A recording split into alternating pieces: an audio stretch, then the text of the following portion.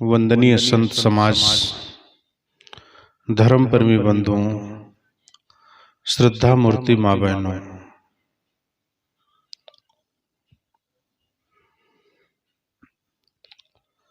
जिस भारत में हम लोग रहते हैं, यह भारत ऋषियों का देश है। सदियों से ऋषि और ऋषिकाएं, विद्वान, मनीषी लोगों का अवतरण होता रहा है। अच्छे अच्छे रहनी संपन्न संत गुरुजन यहाँ पर निवास करके हम लोगों को ज्ञान बता गए हैं, और उस ज्ञान को अपने आचरण में उतार कर जो व्यक्ति जीवन जीता है, उसका जीवन धन्य हो जाता है।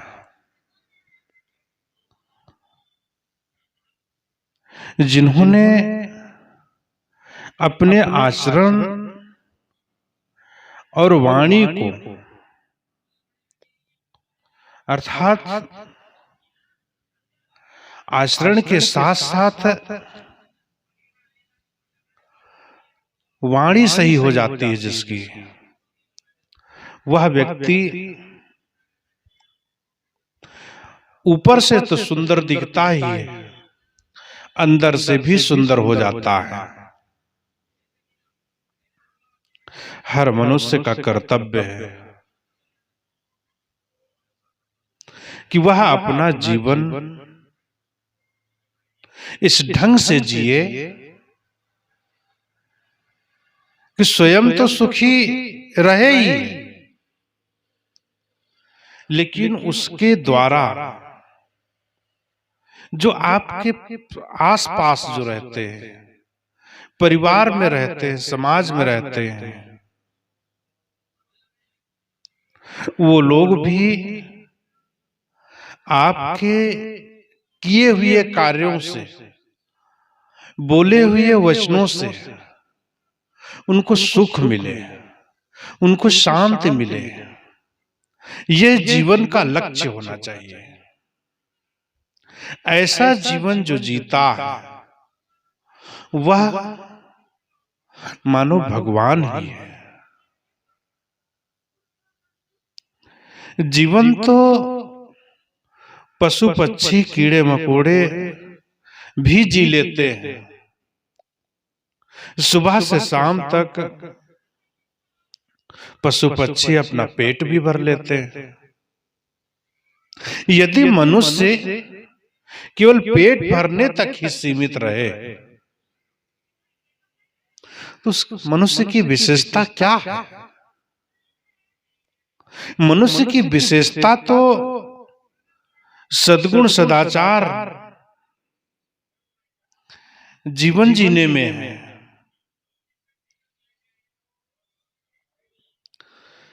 वास्तविकता तो तभी है कि जीवन निर्वाह की वस्तुएं मिलती रहें और की लालच और की चाह अपने अंदर में ना रहे। जीवन निर्वाह तो एक मजबूरी है। आदमी ने जन्म लिया है तो जीना तो उसकी एक मजबूरी है, लेकिन जीवन निर्वाह की वस्तुएं अगर मिलती रहें तो जीवन तो सुखी होता ही है। आपकी सोच अगर जो सही है, आपकी समझ अगर सही है, तो जो प्राप्त है उससे पर्याप्त समझ करके जीवन को सही तरीके से चला लेगा। अगर जो स्वभाव सही नहीं है, मन की दशा सही नहीं है, तो जो मिला है आपको वह भी थोड़ा लगेगा, और की चाहना से जो मिला है वो भी कम लगेगा, उसमें मन संतुष्ट नहीं होगा, उसमें जीवन संतुष्ट नहीं होगा। इसलिए मनुष्य का धर्म, उसका मूल काम है दया। क्योंकि एक दूसरे के प्रति अगर जो दया का भाव नहीं है तो जीवन हमारा अधूरा लगता है। दया से मन की कठोरता दूर होती है। जिसके मन में दया का भाव नहीं है उस मनुष्य कैसे कहा जाए? मनुष्य की पहचान क्या है? उसकी पहचान ही दया से है। दया धर्म का व्यवहारिक प्रायोगिक रूप है। सदगुरु कबीर साहब कहते हैं, दया धर्म का मूल है और दूसरों को संताप देना पाप का मूल है। जहां दया वहां धर्म, जहां लोभ वहां पाप, जहां क्रोध है वहां काल है, और जहां क्षमा है वहां शांति है। क्रांति करने से मन में शांति नहीं आएगी। इसलिए मन के अंदर क्रांति नाम की चीज नहीं रहनी चाहिए। बाहर का द्वंद्व अंदर नहीं आना चाहिए। व्यवहार और परमार्थ अलग अलग है। व्यवहार को परमार्थ में न आने दें और परमार्थ को व्यवहार में न जाने दें। साहब कहते हैं, दया धर्म का मूल है, पाप मूल संताप।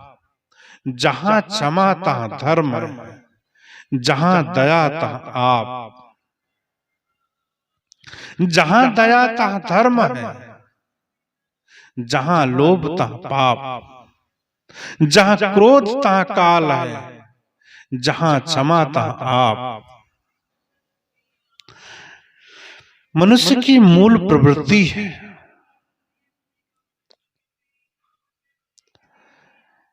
ये जितने बाह्य आडंबर है,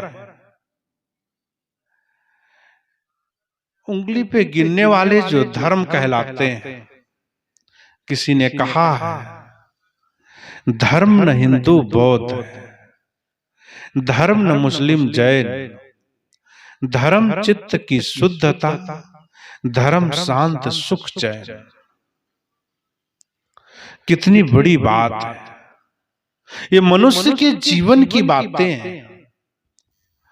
अगर जो ये बातें किसी जानवर को बताया जाए तो क्या जानेगा? इसलिए इंसान के अंदर इंसानियत ना रही, जानवरपन आ गया, तो उसे ये सारी बातें कहने और सुनने से क्या फायदा? दया भाव हृदय नहीं, ज्ञान कथे बेहद। वे नर नरके जाएंगे, सुन सुन साखी सब। जिनके अंदर दया नहीं है, उनके अंदर दया का भाव ही नहीं हृदय में। हृदय बसे ते राम न जाना। राम राम की चर्चा बाहर बाहर मत करो, राम को हृदय में खोजो। हृदय बसे ते राम न जाना। दुनिया में ऊपर का ज्ञान बताने वाले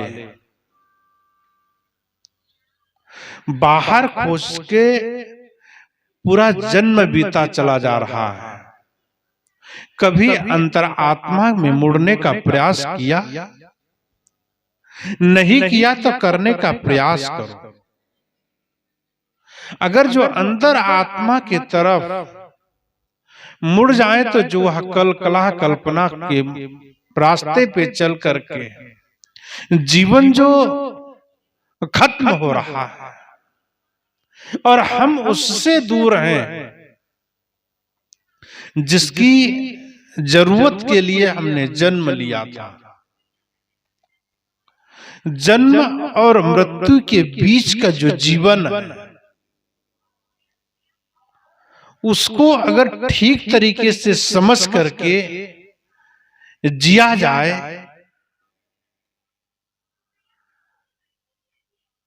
तो जीवन धन्य हो सकता है।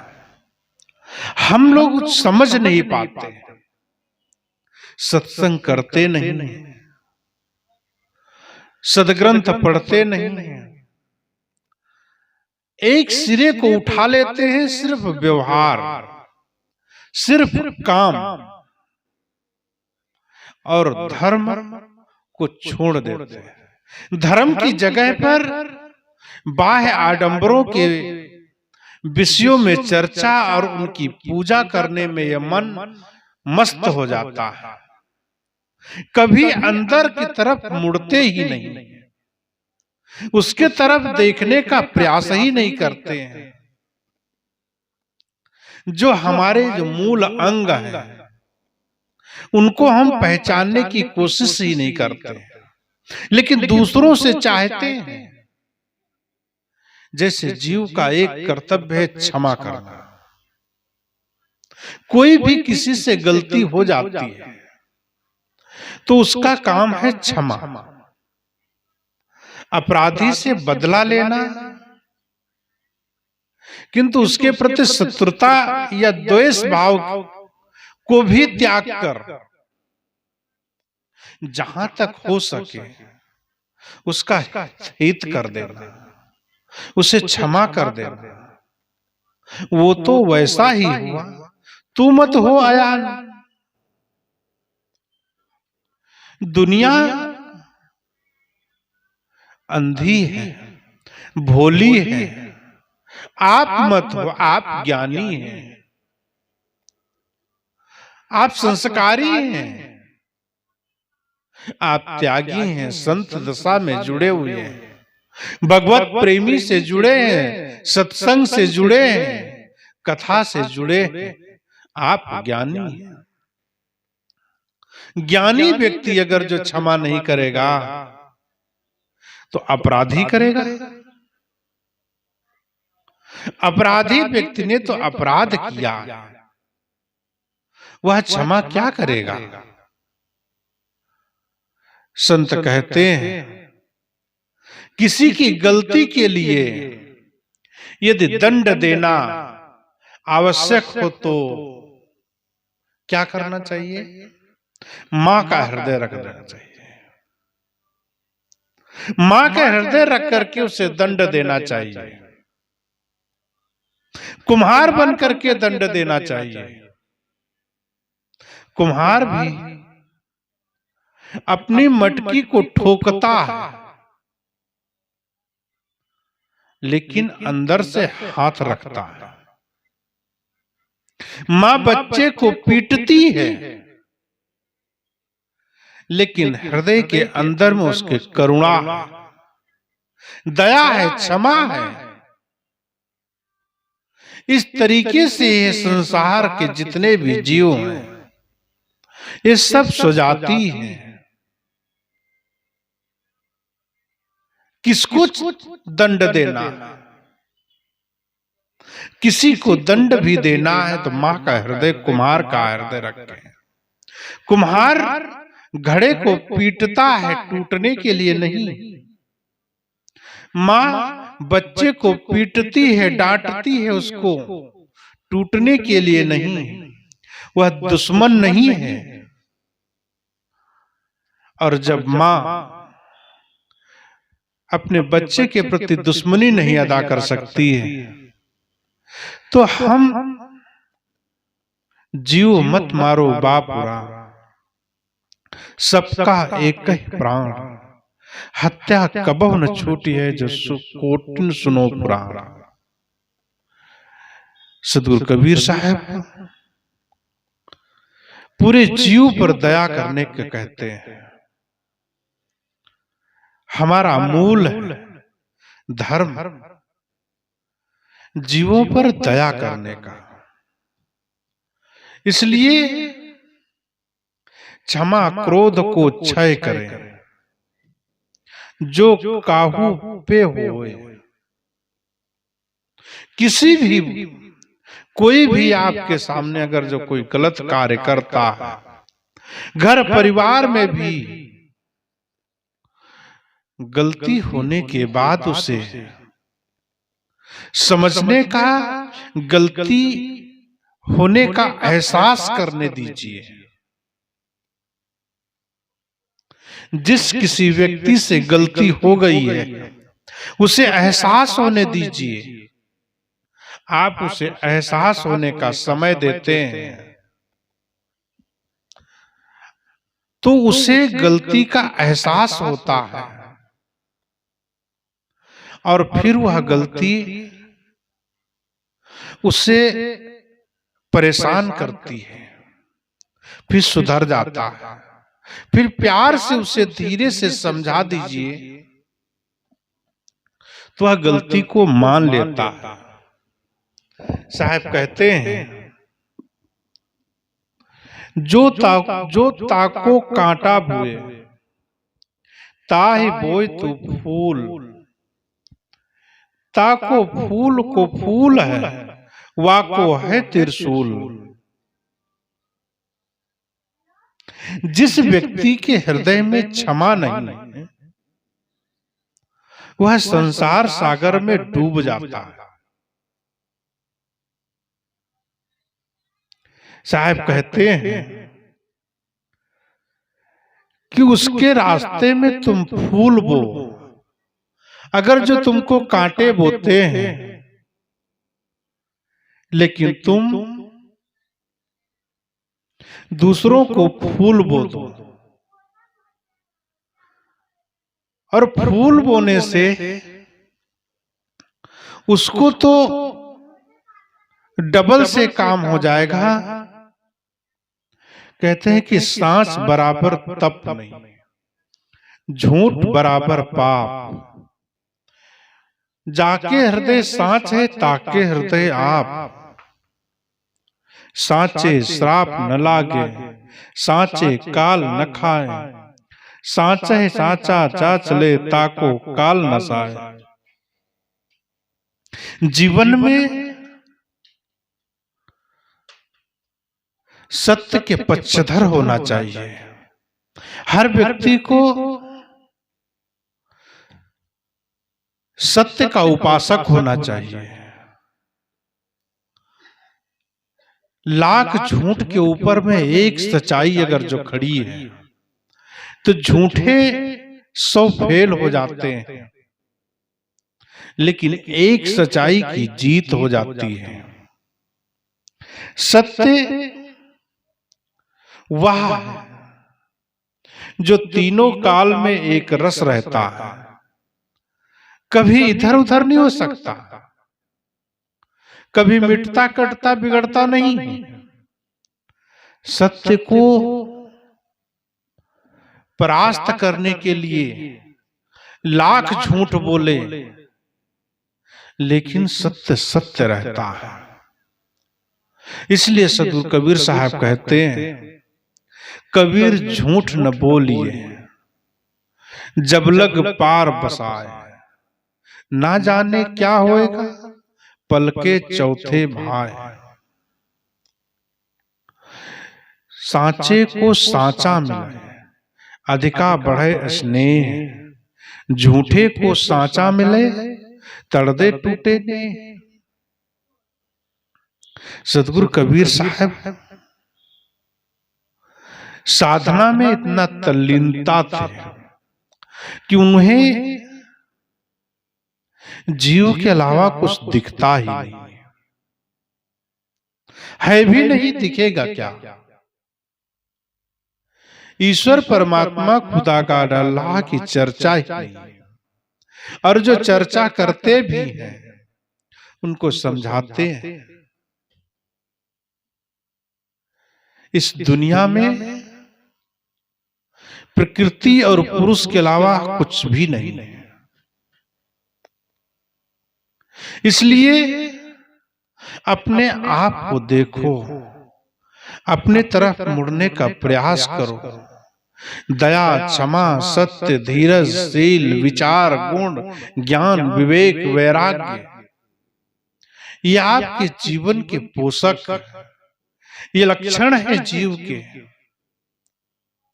इसलिए आप इन्हें अपने जीवन में अंगीकार करने का प्रयास करें। जितना अंगीकार करेंगे उतना जीवन में सुख मिलेगा, शांति मिलेगी। इसलिए साहब कहते हैं, हृदय बसे ते राम न जाना। जीवन खत्म हुआ तो जीने का ढंग, इसलिए जीवन जीते ही जीने का ढंग आना चाहिए। एक दूसरे में परस्पर प्यार प्रेम चाहिए। अगर जो प्यार प्रेम व्यक्ति से नहीं करोगे तो किससे करोगे।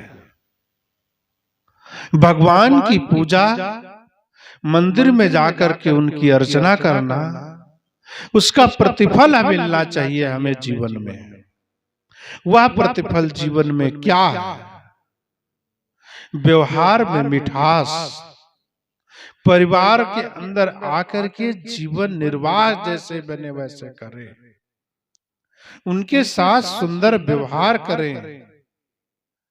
सुबह उठ करके पूजा करने जाते हैं, मंदिर में जाकर के अर्चना करते हैं और उधर से वापस आकर के घर में लड़ाई करते हैं। पूजा का फल नहीं है। पूजा का फल तभी हो जिस तरीके से मन मंदिर में था वही मन परिवार के सदस्यों के साथ भी रहना चाहिए। परिवार के आप सदस्य हैं, मुखिया हैं, आपको सहनशीलता रखना पड़ेगा, परिवार तभी चलेगा। ईश्वर की कृपा बरस रही है, आप क्यों भीख मांग रहे हो? सर ने तुम्हें क्या नहीं दिया? कभी विचारा, कभी सोचा, कभी समझा? नहीं समझा तो समझो। ईश्वर ने, भगवान ने, खुदा का अल्लाह ने आपको क्या नहीं दिया है? एक अमूल्य शरीर, जिस शरीर की कीमत अनमोल है, अनमोल रतन से भी बढ़ करके वह शरीर आपको मिला। सुंदर सुंदर नेत्र है, सुंदर हाथ है, मुख है, जीभ है, त्वचा, एक एक पार्ट अनमोल है। किसी व्यक्ति से कोई अंग देने के लिए कहो तो नहीं देगा। उस अनमोल रत्न को, इसको सुरक्षा नहीं दे सकते हैं। एक 10-20 हजार का मोबाइल लेने के बाद उसको सुरक्षा कवच देते हैं, स्क्रीन गार्ड लगाते हैं, ग्लास लगाते हैं, कवर लगाते हैं, फिर भी उसे जान से ज्यादा प्यार करते हैं। कहीं इतना बचा के रखते हैं कहीं उसकी स्क्रीन टूट न जाए, मोबाइल पानी में न गिर जाए, कोई चुरा न ले, 10-20 हजार के मोबाइल को इतनी सुरक्षा प्रदान करते हैं। आप अपना शरीर कितना कीमती है, उस कीमती शरीर को आप सुरक्षा नहीं दे सकते। सुरक्षा के बजाय आप उसको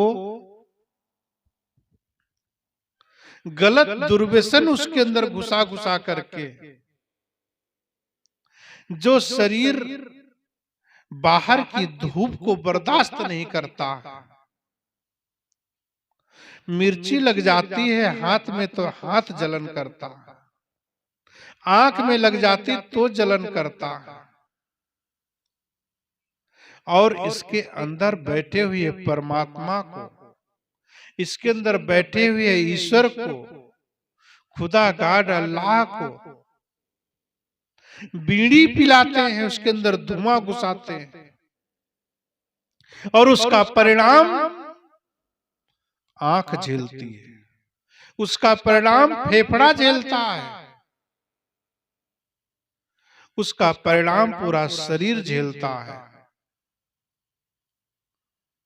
खांसी आती है, दमा हो जाता है, गुर्दे गल जाते हैं, किडनी फेल हो जाती है, दांत गंदे होते हैं तंबाकू खाने से, सिगरेट पीने से फेफड़ा जल जाता है। किसको नहीं पता? तंबाकू खाने से हर तंबाकू के पैकेट पे लिखा होता है, cigarette is smoking injurious to health. Cigarette पीना स्वास्थ्य के लिए हानिकारक, लेकिन फिर भी पीते हैं। पुड़िया को फाड़ते हैं और उसे हाथ पर भी नहीं रखते हैं। इतना विश्वास उस कंपनी पे है, उतना विश्वास अपनी माँ पे कर लेते, उतना विश्वास अपनी पत्नी पे कर लेते, बहन पे कर लेते, अपनी लड़की पे कर लेते। दाल को बिन करके, चुन करके, सब्जी को सुधार के सब्जी बना के खाते हैं, और आंखों से ठीक से देख करके कहते हैं कि अपनी आंखों से देख करके चावल चुनेंगे तभी हम भोजन करेंगे। और गेहूं को धुल करके पिसा करके आटे की रोटी बनाते हैं। लेकिन पुड़िया के अंदर रखी हुई जो तंबाकू है, उसके अंदर जो बीड़ी के अंदर भरी हुई तंबाकू है, कहां धुली है? सुपारी कहां धुली है? किसने उसको बिना, किसने उसको चुना? कोई भी उसके अंदर विचार नाम की चीज नहीं है। साहब कहते हैं, करहु विचार जो सब दुख जाई, करहु विचार जो सब दुख जाई। विचार करो, विचार विकार परिहर। अगर विकारों को परित्याग कर दो तो जीवन स्वर्ग हो जाएगा। जीवन को स्वर्ग बनाना है तो अपने पूर्वजों को, अपनी जो पिछले लोग, अपने बड़े लोग हैं, उनकी आदतों को अपने अंदर डालना पड़ेगा। जो हवन, दर्पण, पूजा पाठ, दीपक लगाना घर में, सुबह शाम गृह लक्ष्मी की पूजा करना, ये सब हम छोड़ दिए, और उसका परिणाम क्या हुआ? लक्ष्मी आना बंद हो गई। पैसे की पूजा करोगे, दुर्गा की पूजा करोगे, लेकिन घर की लक्ष्मी, घर की दुर्गा, देवी और देवताओं की पूजा नहीं करोगे। दुनिया की पूजा करते रहो, लेकिन वो पूजा प्रतिफल नहीं होगी। मानवतावादी अगर आपके विचार नहीं, मनुष्य को आप मनुष्य नहीं समझ रहे हैं। अपने ऋषियों की चर्चा को अपने घर में नहीं कर रहे हैं, अपने संतों की चर्चा अपने घर में नहीं कर रहे हैं। बॉलीवुड फिल्मों की चर्चा चल रही है, हीरो हीरोइन की तस्वीरें लगी, वो सीरियल बना करके करोड़पति हो गए, आप टीवी में देख करके रोडपति हो गए। रील देखते हैं मोबाइल में, अपने जीवन को रियल देखिए, अपनी रील बनाइए। दूसरों के रील देख करके, दूसरों के चित्र देख करके, दूसरों के अपने जीवन के नक्शे को चेंज कर ले। इसलिए खुद वह काम करो जो दूसरों को लिए चाहते हो। खुद अपनी वाणी में अपने तीव्रता लाओ, अपने जीवन को विकास करो। लोग भी तुम्हारे कहानी सुन करके सबक सीखेंगे। वह काम करो जीवन में जिससे आपका लोग आपके जीवन से सीख लेंगे। कोई ना ले, लेकिन आपके परिवार के नीचे जो छोटे लोग वे तो सुनकर आपकी कहानी सबक सीखे। ऐसा काम ना करो जो आपके बच्चे आपको ही कल थूके। अगर जो आपने गलत कार्य किया तो कल आपके बच्चे ही आपको टोकेंगे, रोकेंगे, और आप भी अपने बच्चों को शराब से छुड़ा पाएंगे, दुर्व्यसन से छुड़ा पाएंगे। अगर उन्हें अच्छा बनाना है, उन्हें दुर्व्यसन के रास्ते पर न चलने देना है, दूसरों को समझाने से पहले खुद को समझना पड़ेगा। दूसरों को बताने से खुद को समझना पड़ेगा। अगर जो हम न सुधरेंगे तो हमारी बात दूसरों को न लगेगी। इसलिए मनुष्य जीवन को ठीक तरीके से समझना पड़ेगा। जितना समझेंगे जीवन को, उतना जीवन हमारा सरल होगा। जैसी लागी और की वैसे निभाए छोर। जिस तरीके से हमने जीवन को जीना स्टार्ट किया था, भक्ति में, वैराग्य में, साधु दशा में, संत दशा में, जैसी लागी और की वैसी निभाए छोर। कौड़ी कौड़ी जोर के पूंजी लक्ष्य करो। लेकिन हमारी गति शुरुआत में बहुत अच्छी होती है, बाद में स्थगित हो जाती है, धीमी हो जाती है, और हम वहीं पहुंच जाते हैं। लेकिन नहीं, धीरे से करो। धीरे धीरे रे मना धीरे से सब होए। माली सींचे 100 घड़ा ऋतु आवे फल होए। आप चलते रहे अपने पथ पर, मार्ग को प्रशस्त करते रहे, जीवन को सुलझाते चले, समझते चले, समझाते चले। अगर जो हमने अपने जीवन को न समझा तो जीवन हमारा व्यर्थ हो जाएगा। इसलिए व्यर्थ जीवन को ना गंवाएं और अपने जीवन को ठीक तरीके से जीने का प्रयास करें। प्राप्त हुआ आपके पास में से पर्याप्त समझ करके कड़ी मेहनत करें। जिस क्षेत्र में है, मेहनत रंग लाएगी। जिस तरीके से एक हरी पत्ती पत्थर पे घिस जाने के बाद मेहंदी रंग लाती है, इसी तरीके से आपकी कड़ी मेहनत जीवन में सफलता लाएगी। अगर सफल बनना है तो जीवन में कड़ी मेहनत करनी पड़ेगी। 5 तत्व का पुतला मानुष धरिया नाम, एक कला के बिछड़े बिकल होत सब। वह कला क्या है? उस कला को अपने अंदर में जागृत करना पड़ेगा। खेती है, नौकरी, व्यापार नहीं, एक दूसरे के प्रति समर्पण और अपने अंदर में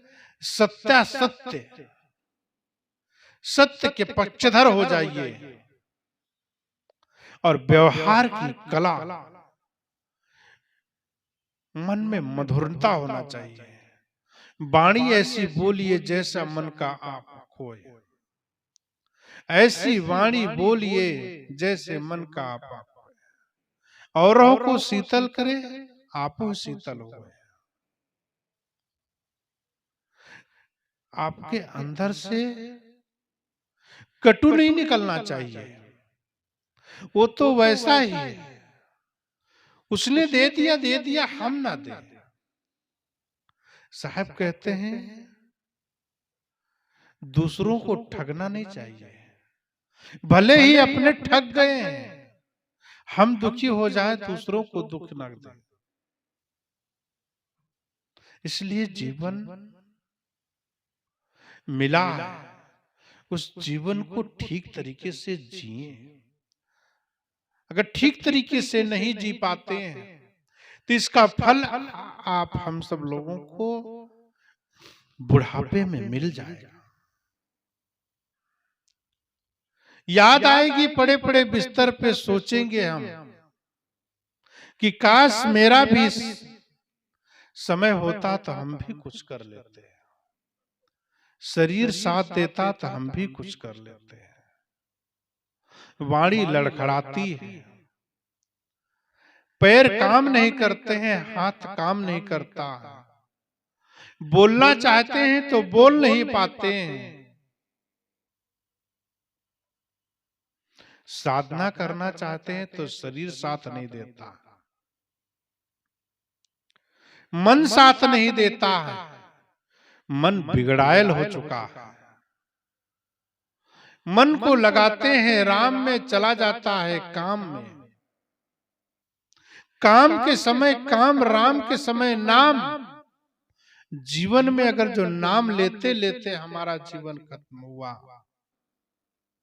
जीवन का असली धन है, उस असली धन को मत गंवाओ। व्यर्थ जीवन, व्यर्थ समय न गंवा करके जीवन को सही और सटीक जीवन जीने का प्रयास करें। जीवन में जो अपने से बड़े हैं उनका अनुकरण करें, अनुकरण करके जीवन का लाभ उठाएं।